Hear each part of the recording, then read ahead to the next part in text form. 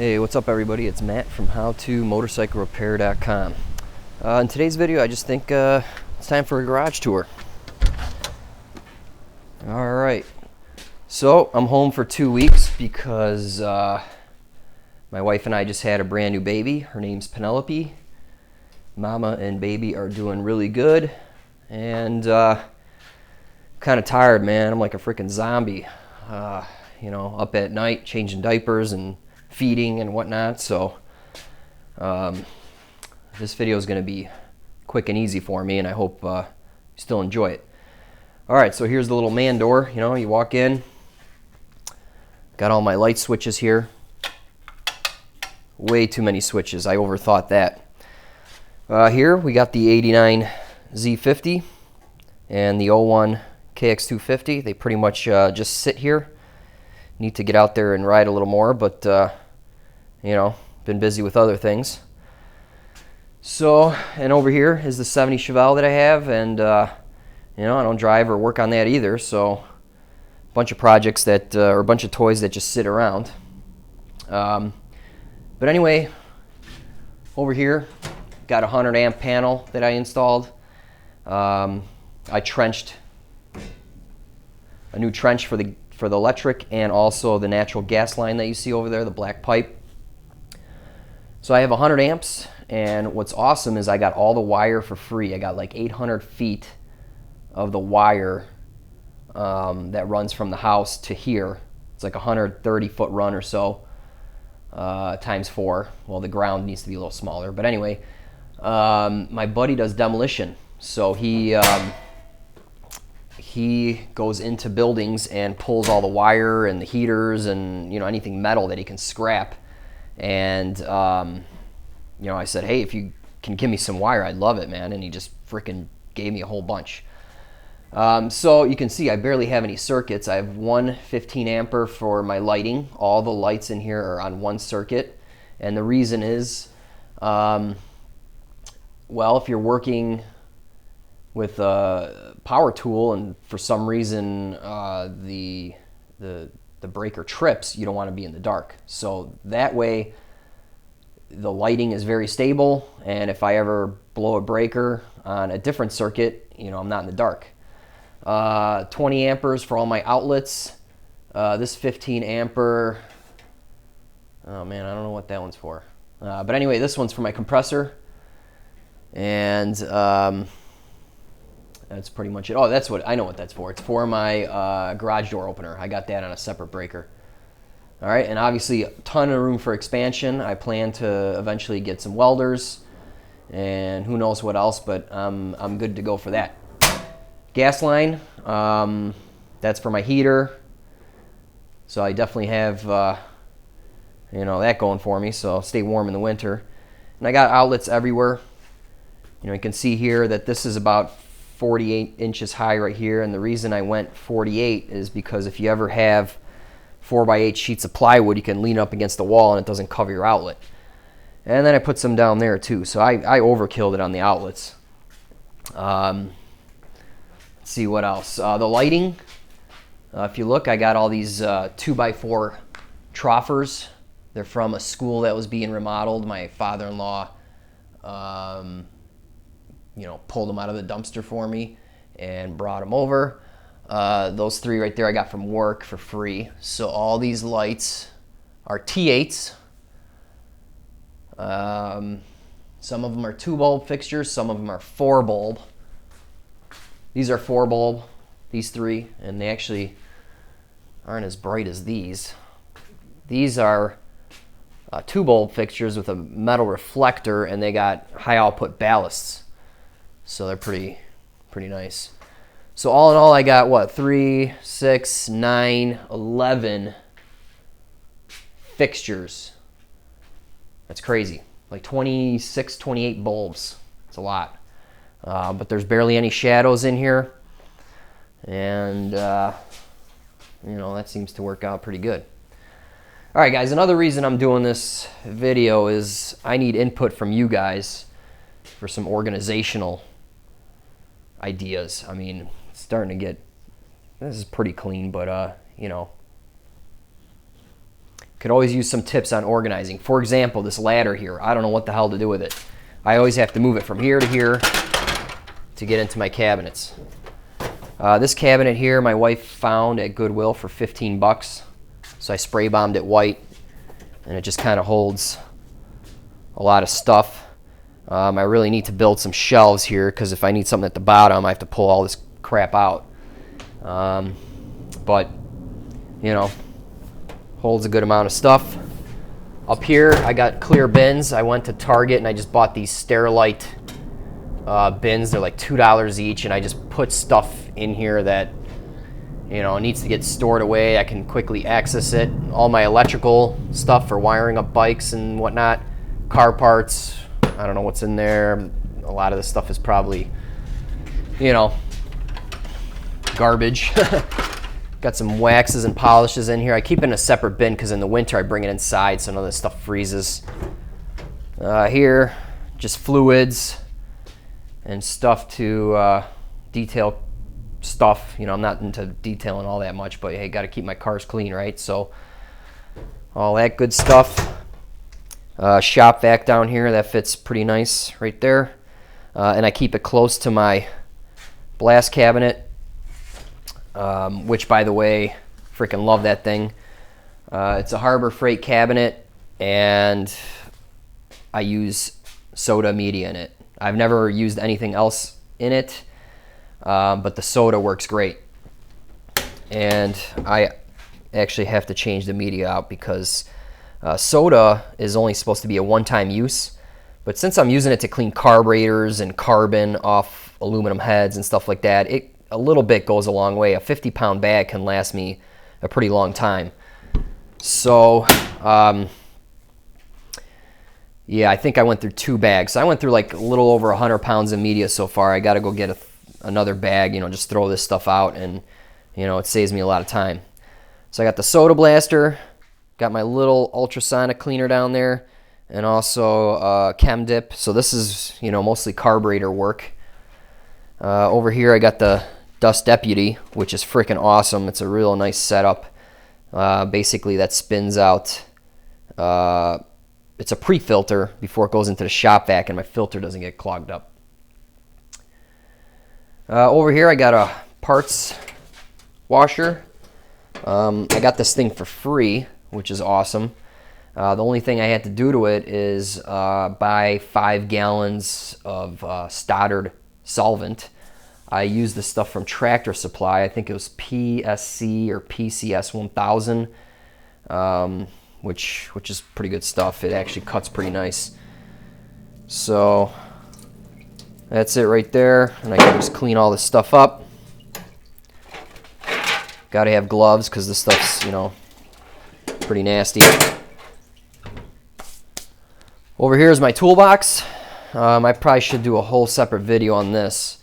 In fact, I really need to go through this and organize it. There's stuff in here that I haven't touched in years, and I really should get that stuff out and put it elsewhere where I, you know, don't need to access it all that often.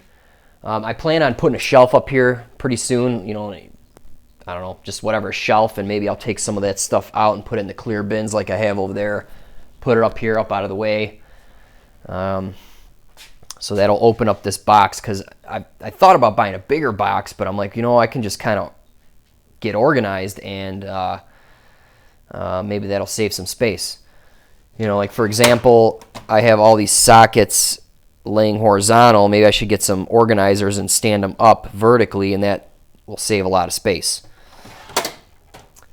All right, over here, more outlets, and here's all my air supply.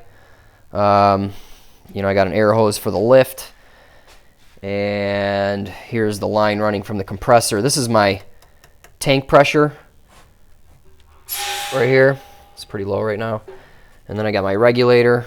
Actually, this is the filter, water separator, regulator, and of course my air hose. Now my compressor is behind this thing here. This is 2 walls built 90 degrees to each other, and that's it. And I just slid it up against there, aligned it with pegboard, and that way I can store a bunch of stuff on this pegboard wall. Now, I know what you're probably thinking. There's probably not a lot of air circulation back there, and you're right. The compressor is too close to the wall. It's actually right up against the wall, and then you got this closet in front of it. The top is open, by the way. But I don't run the compressor all the time for long periods of time. I mean, it turns on for a couple minutes, and that's it. It barely gets freaking warm. If that was an issue, I would somehow build a fan on top and cool it that way. But it's working just fine the way it is. And given this garage space I have, I needed to maximize all that. All right, so floor jacks over here, electrical cords, my workbench, which is always full. I got some metal cabinets here, a bunch of lubes and fluids and stuff like that. Up here, got a little stereo, and I got my, what the hell is that thing called? It's a router, thank you. And it's actually a repeater. I got one inside the house. I had a weak signal out here, so I set this one up, and it's a repeater. So basically, it's like I have two routers, and they kind of, picks up the signal off the other one and rebroadcasts it. That's the switch for my compressor.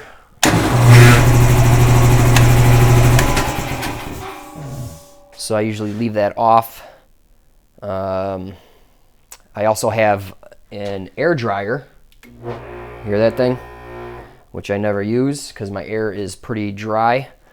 And I'll do a separate video on that because I got a cool story for you on the compressor. But it's an 80-gallon 2-stage. It's freaking awesome. Here are some parts. I'm doing the starter clutch on the bike behind me, and also a clutch. This is what frozen clutch plates look like. This thing's been sitting for some time. So look, here are the steels and the friction. This thing was just pretty much locked up. So see how rusty they are. So we got a new one on order.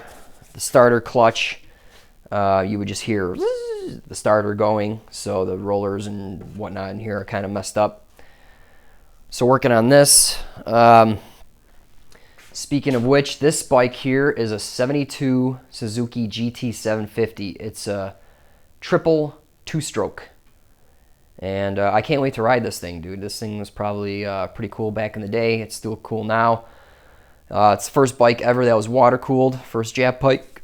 And I got it up and running. It's been sitting for 10 or 14 years or something like that. And I had to clean the carbs, de-rust the tank and seal it. Pretty much fired up, but it's smoking like crazy. So I think the crank seals might be shot. So I got to put a plug in here, set this up over here, and do a pressure test and see if the crank seals are shot or not. What else? Oh yeah, let me show you. This is the tank sealer. It's epoxy. It's Caswell. I highly recommend this stuff. I used it a bunch of times. It's hard as a rock, and it works great. All right, down here, funnels, bunch of stuff I need to organize, some Chevelle parts. What else? Oh yeah, I picked this thing up last week. This thing right here, it's a CB550 motor. I have the top end rebuild video for this, and a lot of you have asked, hey man, I really need the bottom end. Hey, when's the bottom end coming out, this and that? And I said, man, if someone's got to bring me an engine or a bike or whatever. I saw this pop up on Craigslist, and the guy's like, yeah, I'll take $100 for it. So I bought this for $100. It has transmission issues, so that's good because that's the bottom end. So I'll definitely start working on that soon. You can tell it's been apart because it's got blue RTV between the case halves. So already I can see that they used the wrong freaking sealer between the case halves. So I'm guessing this thing's going to be quite the basket case once I open it up. But I'll get it fixed up. and that video should be coming soon. Right here is T56 6-speed transmission out of a LT1 Camaro. And it's blown up, you know, it's got metal chunks inside. I'll do a video on that as well, and I want to convert it to an LS1 style, and the plan is to put it in the Chevelle one day. So, yep, got a lot of work here. Over here I got a 200 SX, KTM SX motor, transmission issues, so I got to do a rebuild on that. That's for my friend Mike down the street. So I'm going to get to that soon. Over here I got a 12-bolt rear end for the Chevelle. Right now it's a 10-bolt non-posi, so the idea here is to rebuild this with some better gears and a posi and slap it in there. Back here I got the Harbor Freight 20-ton shop press, which really comes in handy but takes a lot of space up, so definitely need that though. These guys right here, they're lights. I've been using them recently in some of my videos to light up my viewing area for you guys, and these things put out a lot of light. The video quality has gone up dramatically by using these, so you know, I do that for you guys to get better video quality. Here's my tripod. This thing was only 30 bucks and I've been meaning to upgrade it. That thing's a real POS, but you know, it's working for now. Got my leaf blower over here. The frickin' fuel line sprung a leak, so got to fix that too. Over here I got a whiteboard. I got to hang that up somewhere because I want to do some whiteboard tutorials. But I think that's about it, guys. You know, things kind of slowed down for me since the baby's here. After this bike leaves, I'm going to focus on all that stuff right there. And also I have a KTM 450 4-stroke engine coming for the same guy that owns that 200. So I'm going to do a video on that. Yeah, definitely got a lot going on, even though I'm winding down here. Oh, something else that I want to point out. So up here, all my rafters are open, and I like it that way so I can throw a bunch of stuff up there.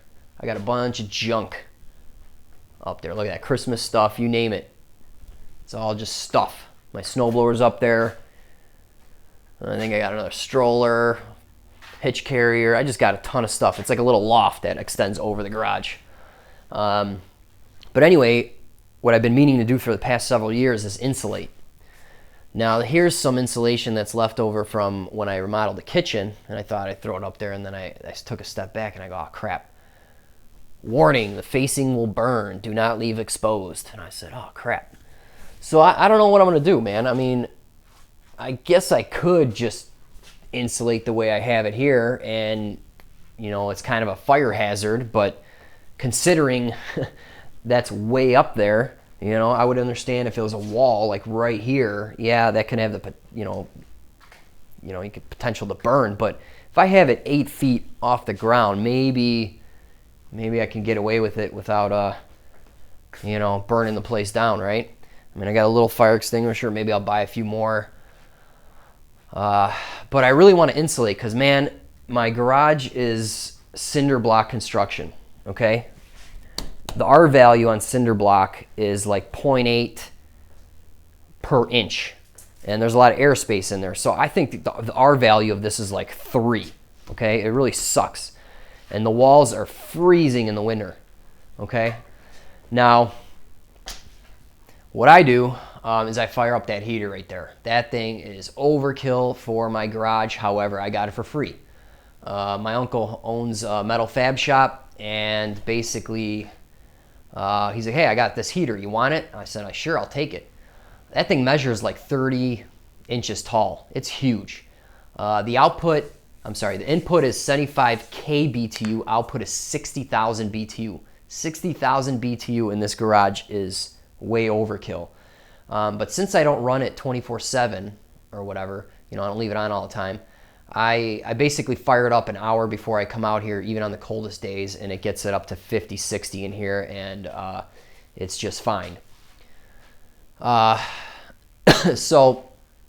since I have zero insulation and block walls, the heat goes away pretty quickly, and it also rises to the top.